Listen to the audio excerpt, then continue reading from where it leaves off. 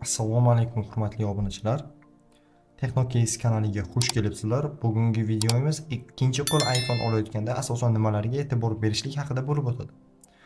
Bugun men sizlar uchun manfaatli video qildim deb o'ylayman, chunki hozirda juda ham ko'plab insonlar ikkinchi qo'l iPhone olashyapti, ko'plab muammolarga duch kelishyapti.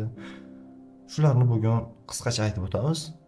Qanunda ketdik. Birinchi navbatda biz yon korpuslarini qarab o'tishimiz kerak. Agar telefonning yon korpuslari normal holatda bo'lsa, bu anglatadiki, telefonimiz talafot ko'rmagan, udar yemagan va yaxshi holatdaligini. Keyin ko'p kishi o'zi iPhonening kamerasiga qiziqib qolishadi va men maslahat beraman, kameralarning ichini yaxshilab qarashlarini, chunki chang bo'lsa yoki bu yomon holatda bu iPhone uchun.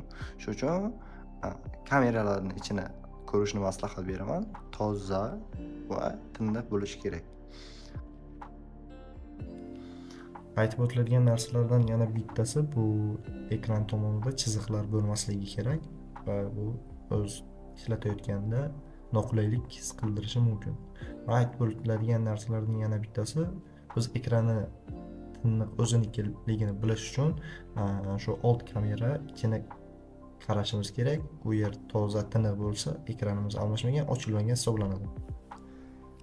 Keyingi e'tibor beradigan narsamiz bu iPhonening o'zi. Xo'p. Birinchi navbatda ekranimizning holatini bilish uchun yoki almashmaganligini bilish uchun biz True Tone, ya'ni mana shu funksiya bo'lishi kerak. Mana shu funksiya bo'lishi kerak. True Tone bo'lsa, bu demak telefoningiz ekrani o'ziniki original turibdi degani. Keyinchalik men maslahat beramanki, ikkinchi qo'l telefon olayotganda yomg'isi 85 dan baland bo'lishi kerak va shu telefonlarni olishni maslahat beraman. Hozirgi kunda 2025-yil holatiga ko'ra men maslahat beraman sizlarga budjetli variant 14 Pro, 13 Max, masalan 12 Pro Max ham variant bo'lishi mumkin. Olishlaringizni maslahat beraman. Undan past telefonlarni, masalan, men ularni yomon demayman, lekin o'sha 2025-yilga kelib ular ancha eskirganligi haqida dalolat bera olaman.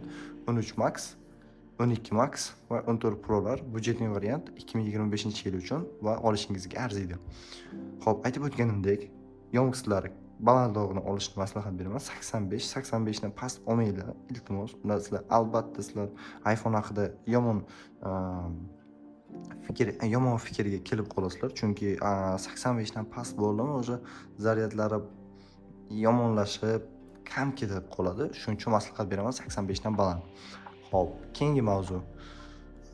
Siz o'zingiz iPhone olayotganda o'zingiz uchun qulay xotirali telefon olishingizni maslahat beraman. Bizda bu iPhone 12 Max'da, 13 Max'da xotiralari 128, 256, 512 va 1 terabaytlarga chiqqan. Endi o'zingizning holatingizdan chiqib olib telefon xarid qilishingiz kerak. Xo'p, shular asosiy ma'lumotlarim shular bugun. Keyinchalik eng oxirgi ma'lumotlardan yana bittasi, shu pastiga qarashlaringiz iPhonening ikkita bolti bo'ladi. Ikkita bolt. Agar shular sirilmagan bo'lsa, bu telefon ochilmagan.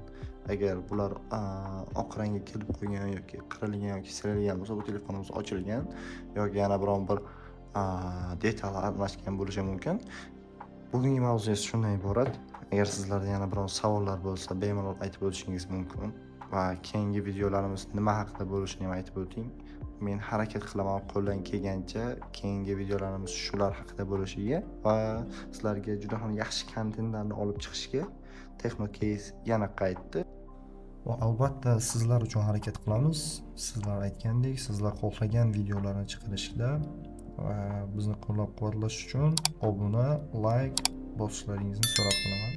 Va o'z fikrlaringizni kommentariyada qoldiringlar.